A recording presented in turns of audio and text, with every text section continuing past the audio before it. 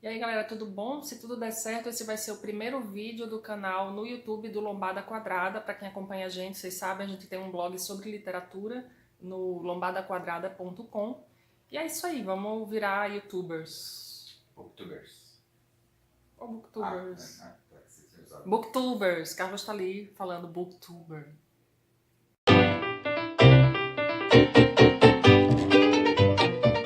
E para fazer a estreia desse canal, eu escolhi esse livro aqui, Úrsula, da Maria Firmina dos Reis, da Companhia das Letras, selo Penguin.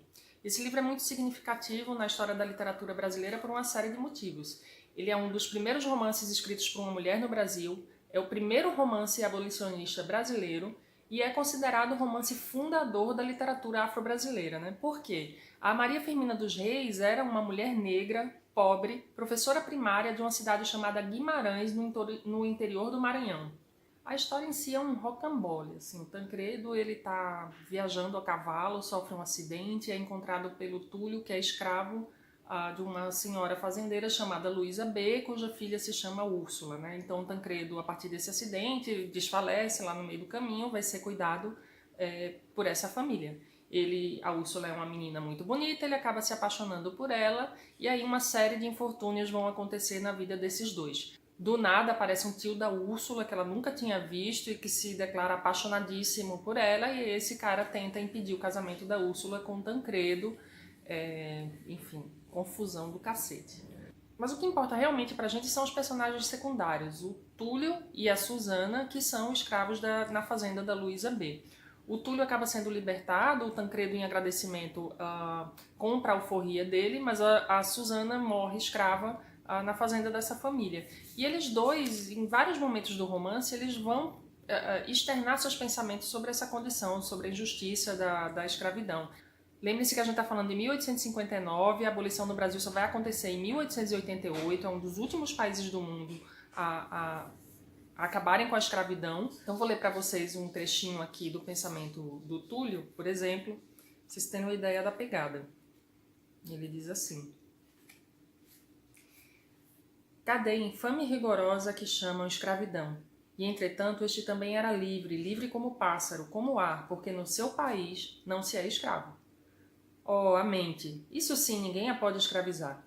Nas asas do pensamento o homem remonta-se aos ardentes sertões da África, vê os areais sem fim da pátria e procura abrigar-se debaixo daquelas árvores sombrias do oásis, quando o sol requeima e o vento sopra quente e abrasador.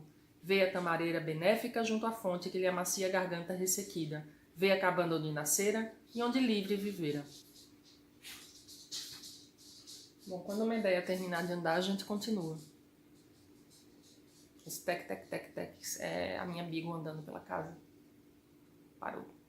E aí agora eu queria ler para vocês um trechinho da Susana falando sobre a viagem que ela fez da África, né? O que é bem interessante também, essa personagem ela não nasceu no Brasil, ela nasceu na África, foi sequestrada na África e trazida para o Brasil no navio negreiro. Eu vou ler para vocês esse trechinho que fala justamente da travessia do Atlântico num tumbeiro. Meteram-me a mim e a mais de 300 companheiros de infortúnio e de cativeiro no estreito e infecto porão de um navio. 30 dias de cruéis tormentos e de falta absoluta de tudo quanto é mais necessário à vida passamos nessa sepultura, até que abordamos as praias brasileiras. Para caber a mercadoria humana no porão, fomos amarrados em pé, e para que não houvesse receio de revolta, acorrentados como os animais ferozes das nossas matas, que se levam para o recreio dos potentados da Europa. Dava-nos a água imunda, podre e dada com mesquinhez, a comida má e ainda mais porca. Vimos morrer ao nosso lado muitos companheiros à falta de ar, de alimento e de água. É horrível lembrar que criaturas humanas tratem seus semelhantes assim e que não lhes dou a consciência de levá-los à sepultura asfixiados e famintos. Nossa! Então é isso, apesar de não ser a história principal, o livro não é sobre escravidão exatamente, né? Isso não está no cerne do romance, mas esses pensamentos acontecem e eles aparecem o tempo inteiro durante a narrativa, de forma que sim, é um romance abolicionista. É uma forma, talvez, se a gente pensar, pode ter sido uma estratégia da Maria Firmina, justamente para levar esse tema dentro de um romance sem que isso chamasse tanta atenção ao ponto de inviabilizar a publicação. Então, sim, na superfície é um dramalhão, como tantos outros ali de meados do século XIX, é um romance de amor entre dois jovens brancos, mas aí no meio da narrativa ela coloca com muito traquejo e eu acho com muito sucesso um libelo contra a escravidão no Brasil. Essa edição da Companhia das Letras tem uma introdução muito boa, assinada pela Maria Helena Pereira Toledo de Machado, que faz toda a contextualização histórica, não só da época de quando o romance foi escrito, mas também de como ele foi encontrado, que é uma história muito legal. Ninguém tinha a menor ideia de quem era a Maria Firmina dos Reis até mais ou menos 1970. Né? O livro, como eu já falei, foi publicado em 1859. Ele foi assinado por uma maranhense, vê que interessante, ela não colocou o nome dela na capa do livro. Eu vou mostrar aqui, tem uma cópia para vocês, em algum lugar. Tá aqui. Então tá aqui, assinado uma maranhense. E esse livro foi praticamente esquecido no Brasil até 1970, quando um colecionador de livros chamado Horácio de Almeida descobriu uma primeira impressão perdida no Rio de Janeiro. Ele começou a investigar e aí acabou descobrindo que essa maranhense é a Maria Firmina dos Reis, então foi-se atrás de outras obras dela e finalmente se conseguiu estabelecer quem exatamente tinha publicado esse romance. A primeira edição foi publicada só em 1975, de lá para cá mais umas 3 ou 4 edições foram feitas, inclusive comemorativas ao nascimento da Maria Firmina, até essa aqui que a Companhia das Letras lançou agora e está aí disponível no mercado.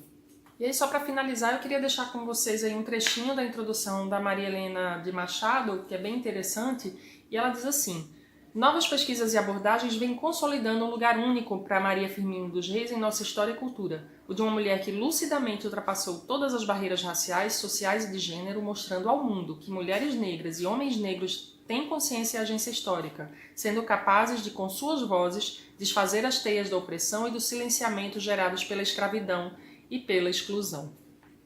Bom, a gente está falando do país em que as cicatrizes da escravidão ainda estão aí bem ativas na periferia, nas ruas das cidades e na forma como as pessoas se relacionam no dia a dia. Então eu acho que esse livro da Maria Firmina dos Reis é bem interessante para a gente pensar, inclusive, sobre os processos que levaram ao racismo e à permanência do racismo do Brasil.